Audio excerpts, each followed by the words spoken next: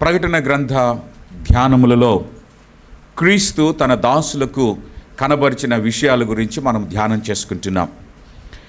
ప్రకటన గ్రంథం ఎవరికి ఇవ్వబడింది, ఎవరికి రాయబడింది, ఎవరికి తెలియపరచబడింది అనే అంశాలను మనం ధ్యానం చేసుకుంటూ, పరిచయ వాక్కులలో ఉన్నటువంటి క్రీస్తు దాసులు అంటే ఎవరు, క్రీస్తు దాసులకు ఉండే లక్షణాలు ఏంటి అని అంటే అవి దాదాపు మనం ఒక 6-7 లక్షణాలు ఉన్నాయి.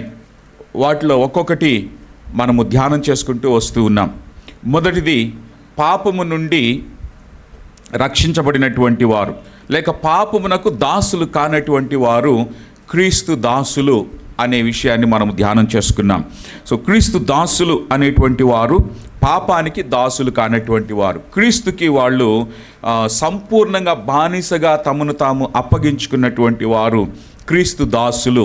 అలాగనే రెండవదిగా, క్రీస్తు దాసులకి వారికి అప్పగించబడినటువంటి తలాంతులను చక్కగా భద్రంగా కాపాడుకుంటూ నమ్మకంగా వాటిని నిలబెట్టుకుంటూ వృద్ధి చేసుకునేవారు క్రీస్తు దాసులు అని నేర్చుకున్నాం. అలాగనే అప్పగింపబడినటువంటి మందను మేపేవారు, కాసేవారు అని ధ్యానం చేసుకున్నాం. క్రీస్తు యొక్క మందను మేపేవారు, కాసేవారు. అలాగనే ఈ రోజున మరొక విషయాన్ని కూడా మనము ధ్యానం చేసుకునబోతూ ఉన్నాం. దైవాత్మ శక్తితో విధేయత కలిగినటువంటి సేవను చేసేవారు. క్రీస్తు దాసులంటే ఎవరు? విధేయతతో దైవాత్మ శక్తితో సేవను చేసేవారు. ఆది సంఘం ప్రారంభమైనప్పుడు ఆది సంఘంలో పరిచర్య చేయడానికి చాలా కష్టతరమైనటువంటి పరిస్థితులు ఏర్పడ్డాయి. అలాంటి సమయంలో సంఘములో సేవ చేయడానికి, సంఘములో పరిచర్య చేయడానికి రకరకాలైనటువంటి పరిచర్యలు ఉన్నాయి. సంఘములో ఆరాధనకు కలుసుకున్నప్పుడు, కూడుకుంటున్నప్పుడు సమాజ మందిరంలో చేయాల్సినటువంటి పనులు చాలా ఉన్నాయి. ఆ పనులన్నీ చేయడానికి దాదాపుగా ఒక 7 పరిచారకుల్ని ఎన్నుకోవడానికి ఆది సంఘం సిద్ధపడింది. ఆ ఆది సంఘం సిద్ధపడినప్పుడు వారు సేవ చేయడానికి దాసులుగా ఉండాలి అని అంటే వారికి ఉండాల్సిన కొన్ని లక్షణాలను వారు ఏర్పాటు చేసుకున్నారు. మొదటి లక్షణం ఏంటంటే దైవ శక్తి లేక పరిశుద్ధాత్మ శక్తిని పొందుకున్నటువంటి వారై ఉండాలి అని అన్నారు. గనుక మనము దేవుడు ఎవరికైనా ఏ విషయాన్నైనా దైవ మర్మం తెలియచేయాలి అని అంటే వారు పరిశుద్ధాత్మతో నింపబడినటువంటి వారై ఉండాలి. పరిశుద్ధాత్మతో నింపబడినటువంటి వారు దేవుని దాసులు. గనుక దైవాత్మ శక్తితో విధేయత కలిగినటువంటి సేవను చేసేటువంటి వారు దేవుని యొక్క సేవకులు. అలాంటి వారికి దేవుడు పరలోక మర్మాలను తెలియజేస్తాడు. ఈ రోజున మనము దేవుని పరలోక మర్మాలు తెలుసుకోవాలి అని అంటే దేవుని సంఘములో చేర్చబడినటువంటి మనము, పాపమునకు దాసులము కానటువంటి మనము, పాపము నుండి విడిపించబడినటువంటి మనము దేవుని ఆత్మశక్తిని కూడా పొందుకున్న వారమై ఆ పరిచర్యను చేస్తున్న వారమైతే దేవుడు మనకి పరలోక మర్మాలు తెలియజేస్తాడు.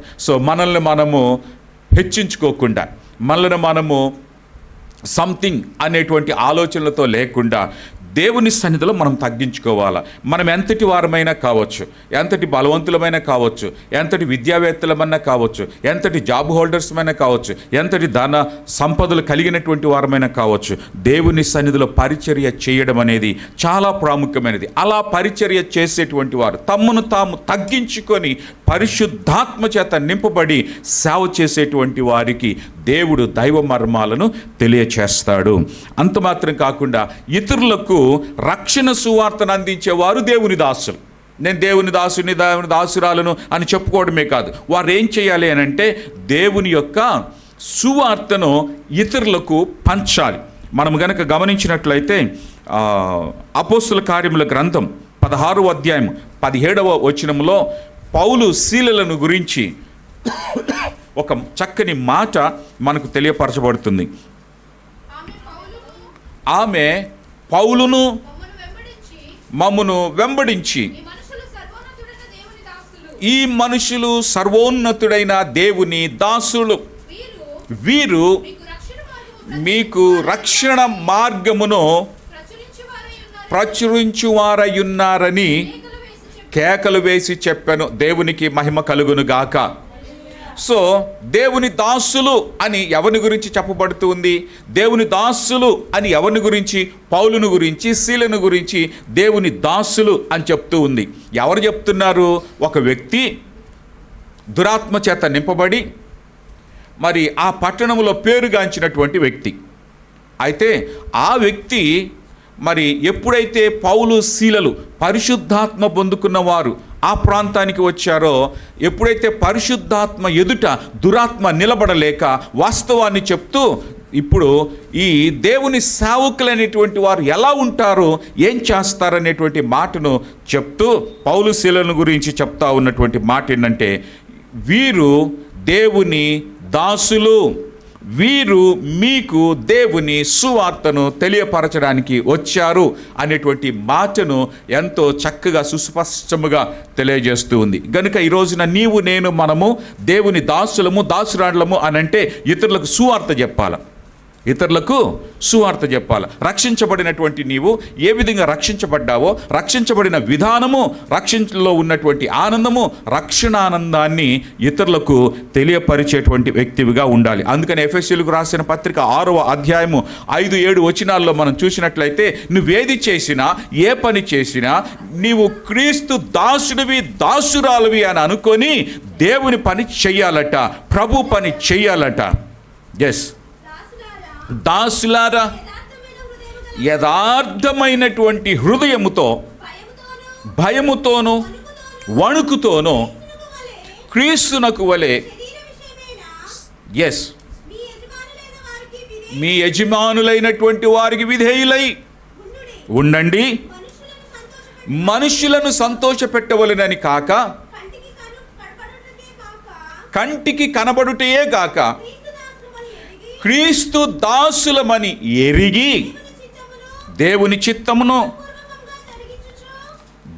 చిత్తమును అనుకూలముగా జరిగించుచు, మనుష్యులకు చేసినట్లు కాక ప్రభువునకు చేసినట్లే ఇష్టపూర్వకంగా చేయండి, దేవునికి మహిమ కలుగును గాక. అక్కడ ఒక చక్కని మాట నొక్కి ఒక్కడించి చెప్పబడుతుంది. మనం ఏది చేసినా కూడా పైకి కనబడవాలి కానీ లేకపోతే మనుషులకు కనబడవాలని కానీ ఇలాంటి ఆలోచనలతో కాక మనం ఒక మైండ్ సెట్ కలిగి ఉండాలి. ఏంటి ఆ మైండ్ సెట్? నేను క్రీస్తు దాసుడను, దాసురాలను, కాబట్టి నేను చేసే పని దేవునికి చేస్తున్నా, నేను చేసే పని దేవుని బిడ్డలు వచ్చి దేవుని సన్నిధిని ఆరాధించేటువంటి కార్యాలకు, స్థలమునకు, ప్రాంగణముకును నేను చేస్తున్నాను అనేటట్లుగా మనము చెయ్యాలట. అలాగనే నేను చేసేటువంటి పని మనుషుల కొరకు కాదు, దేవుని కొరకే చేస్తున్నా, నా దేవుడు నాకు ఇచ్చినటువంటి సువార్త బాధ్యత నేను చేస్తున్నాను అని చెప్పి సువార్త పని చెయ్యాలా. దేవునికి మహిమ కలుగును గాక. హల్లెలూయా. అంత మాత్రమే కాకుండా దేవుని దాసులకు ఉండేటువంటి మరొక లక్షణం ఏమిటి అనంటే, సాత్వికంతో హెచ్చరించుట యందును బోధించుట యందును సమర్థులై కీడును సహించేవారే క్రీస్తు దాసులు. 2వ తిమోతిలకు రాసినటువంటి పత్రిక 2వ అధ్యాయము 26వ వచనం. 2వ తిమోతిలకు రాసినటువంటి పత్రిక 2వ అధ్యాయము 26వ వచనం.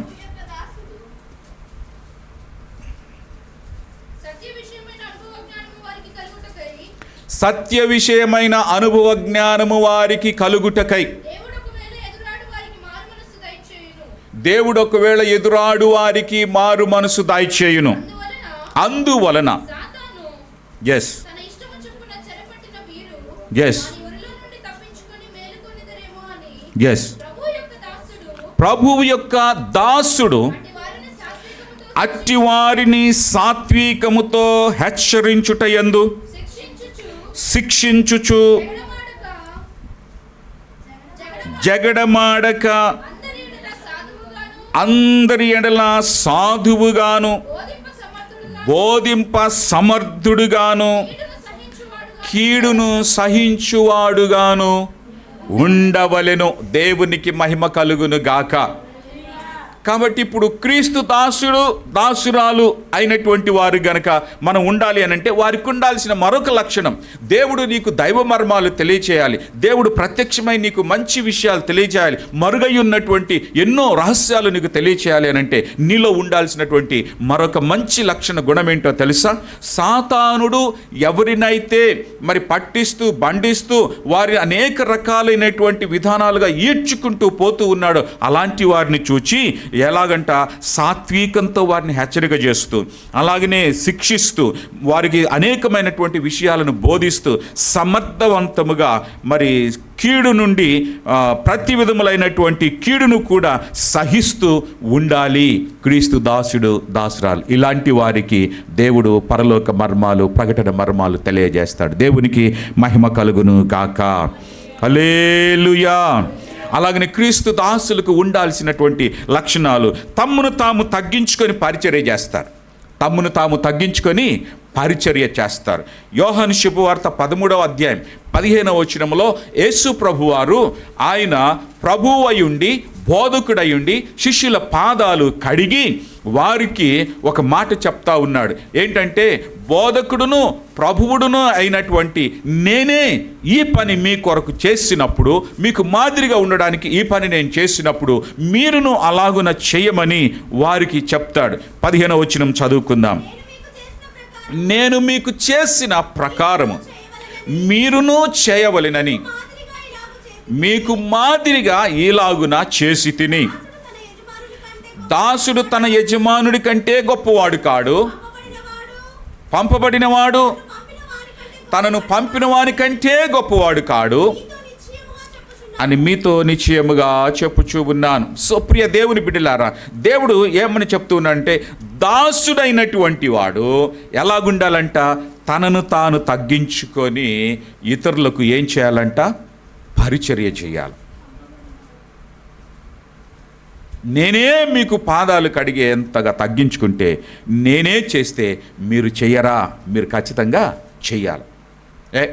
వాళ్ళకి నేను కలిసేదేంటి, వాళ్ళకి నేను షేక్ హ్యాండ్ ఇచ్చేదేంటి, వాళ్ళని నేను హత్తుకునేదేంటి, వాళ్ళతో నేను మాట్లాడేదేంటి, వాళ్ళకి నేను కాఫీ టీలు ఇచ్చేదేంటి, నేను చెయ్య, వాళ్ళకి నేను వడ్డించేదేంటి, వాళ్ళకి నేను ఏదేదో చేసేదేంటి, నేను సంథింగ్ అన్నట్టు ఉండకూడదట. ఏం చేయాలంట?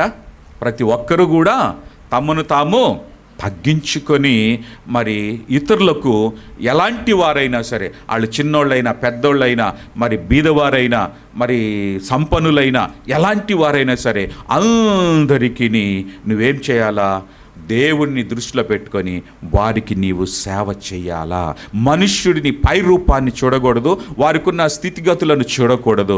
ఎలాంటి వాడవైనా సరే, నువ్వెంత పెద్దవాడవైనా సరే, మరి చిన్న పనైనా పెద్ద పనైనా దేవుని మనసుతో చెయ్యాలి అని దేవుడు ఏ మాదిరినైతే ఉంచాడో, యేసుప్రభువు ఏ మాదిరినైతే చూపించాడో ఆ మాదిరిని నీవు నేను మనమందరము కూడా పాటించాలా, చేయాలా. అప్పుడే మనము క్రీస్తు దాసులం. ఆమేన్. అప్పుడే దేవుడు మనకి ఈ విషయాలు మర్మాలు తెలియచేస్తాడు. శిష్యుడికి ఉన్నటువంటి మరొకటి, యజమానుడు వచ్చినప్పుడు తలుపు తీయుటకు మెలకువగా నుండి ఎదురు చూసేవారు. దాసులంటే ఎవరు? యజమానుడు వచ్చినప్పుడు తలుపు తీయడానికి మెలకువగా ఉండి ఎదురు చూసేవారు. దేవునికి మహిమ కలుగును గాక. లూకా రాసినటువంటి శుభవార్త 12వ అధ్యాయము 35 నుండి 38 వరకు ఉన్నటువంటి ఈ లేఖన భాగంలో ఈ విషయాలు తెలియపరచబడతాయి. ప్రభు ఒక ఉపమానాన్ని చెప్పి ఆ ఉపమాన భావంలో ఈ విధంగా చెప్తాడు. ఏ దాసుడైతే తన యజమానుడు వచ్చినప్పుడు తలుపు తీయడానికి మెలకువగా నుండి ఎదురు చూస్తూ ఉంటాడో ఆ దాసుడు ధన్యుడు అని చెప్తాడు. అలాగనే వీరందరూ కూడా ధన్యులు అని ప్రభు చెప్తాడు. ఆమేన్. సో లూకా రాసిన శుభవార్త 12వ అధ్యాయము 35వ వచనము నుండి 38వ వచనము వరకు ఉన్నటువంటి విషయాలను అందులో ప్రభు స్పష్టంగా చెప్పేటువంటి మాట ఏంటంటే, యజమానుడు వచ్చినప్పుడు 38వ వచనం లాస్ట్ చరణం 38 చదువుకుందాం. ఆ మాటతో మనము ఆ మాట చదవండి.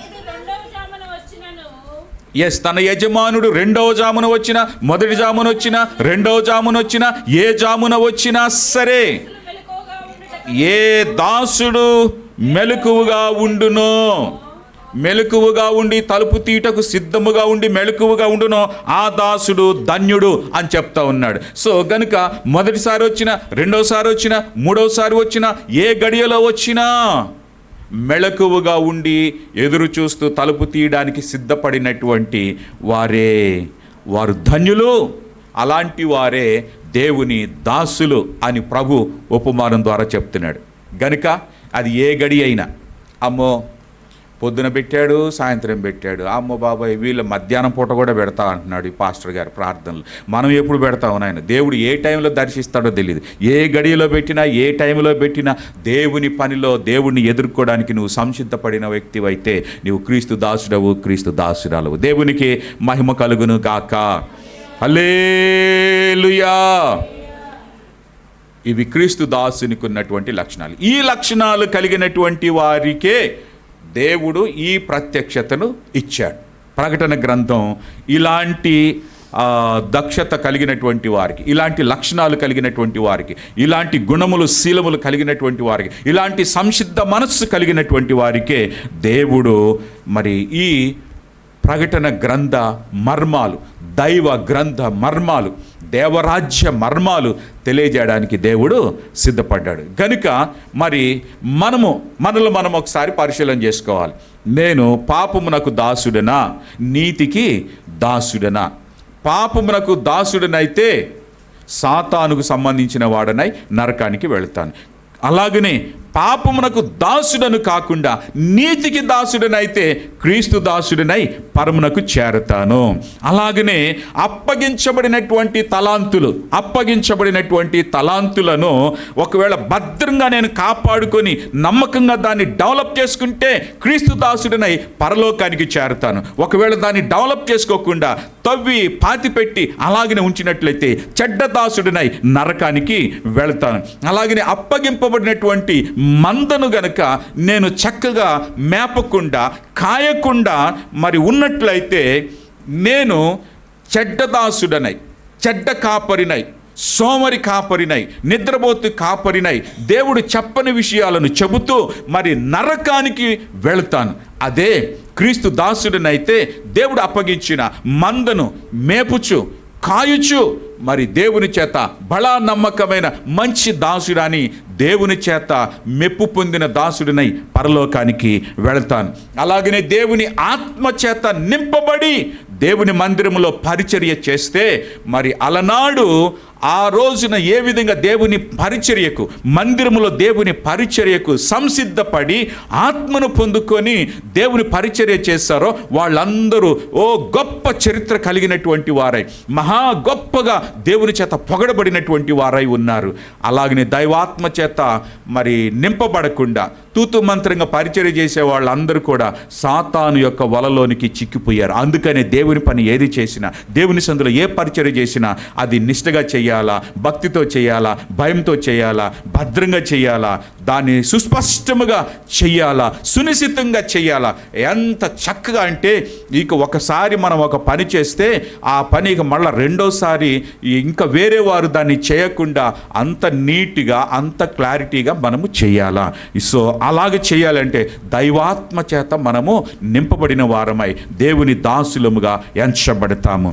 అలాగనే సువార్త పని మనకు అప్పగించినప్పుడు, సువార్త పనిని మనకు చెప్పినప్పుడు, ఆ సువార్తను మనం ఇతరులకు చెప్పిన వారమైతే ఆత్మలను రక్షించినటువంటి వారమై దేవుని దగ్గర బహుమానం పొందుకుంటాం. సువార్త ప్రకటించిన వారముగా ఉన్నట్లయితే నరకానికి వెళ్ళేటువంటి ఏ తలాంతును వినియోగించకుండా, ఏ దేవుడిచ్చిన వరమును వినియోగించకుండా అలాగనే వాటిని దాచిపెట్టినైతే మనము నరకానికి వెళ్ళేటువంటి వారముగా నిలబడిపోతాము. అంత మాత్రం కాకుండా మనల్ని మనం తగ్గించుకొనకపోతే, మనల్ని మనం హెచ్చించుకుంటే దేవుని చేత తగ్గించబడినటువంటి వారమై నరకానికి వెళ్ళే వారం అవుతాం. అలాగనే దేవుని చేత మనల్ని మనము తగ్గించుకున్నటువంటి వారమై మరి దేవుని పని చేస్తే ఏ చిన్న పనైనను, ఏ వ్యక్తికైనాను సరే దేవుని ఆత్మ చేత మనల్ని మనం తగ్గించుకొని పరిచర్య చేస్తే దేవుని దాసులమై పరలోకానికి చేరుతాం. యజమానుడు వచ్చినప్పుడు, అన్నిటికంటే ముఖ్యంగా యజమానుడు వచ్చినప్పుడు మెళకువగా ఉండి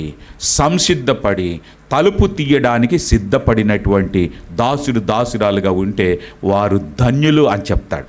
ఆ ఉపమానంలో ఒకసారి వచ్చినప్పుడు తలుపు తీయటానికి సిద్ధపడినటువంటి వారు ధన్యులు అన్నాడు. అంటే యేసు ప్రభు వారి మొదటి రాకలో ఆయన తీసుకొని వచ్చిన రక్షణకు తలుపు తీయటానికి సంసిద్ధపడిన వారు ధన్యులు, దేవుని దాసులు. అలాగనే రెండవ రాకడ, రెండవ జామున వచ్చినప్పుడు, అనగా ప్రభు మరలా రెండోసారి రాబోతున్నాడు. ఆ రెండోసారి వచ్చేటప్పటికి సంసిద్ధపడి మెలకువగా ఉండి ప్రభు రాకడ కొరకు తనను తాను సంసిద్ధపరుచుకున్నటువంటి దాసుడు, దాసురాలు ధన్యుడు. ఆమేన్, హల్లెలూయా. ఆ సంసిద్ధత మనకి కలుగ చేయడానికే దేవుడు ఈ యొక్క సమయంలో మనతో ఈ లెంట్ డేస్లో మాట్లాడుచూ ఉన్నాడు. మనందరికీ ప్రభు రెండవ రాకడలో ఆయనతో మనము సిద్ధపడడానికి, ఆయన రాకడ సమయంలో మనం మెలకువగా ఉండి దేవుని కొరకు తలుపు తీసినటువంటి సంసిద్ధపడిన దాసులు, దాసురాళ్ళనుగా దేవుడు మనల్ని సంసిద్ధపరచును గాక. తన ఆత్మచేత ముద్రించును గాక, తన కృపచేత నింపును గాక, తన వరముల చేత నింపును గాక, సువార్త ప్రకటించే వారినిగా చేయును గాక, శుద్ధ మనసుతో దేవుని పరిచర్య మందిరములో చేసేవారముగా సిద్ధపడుదుము గాక, అలాగున సిద్ధపరచును గాక.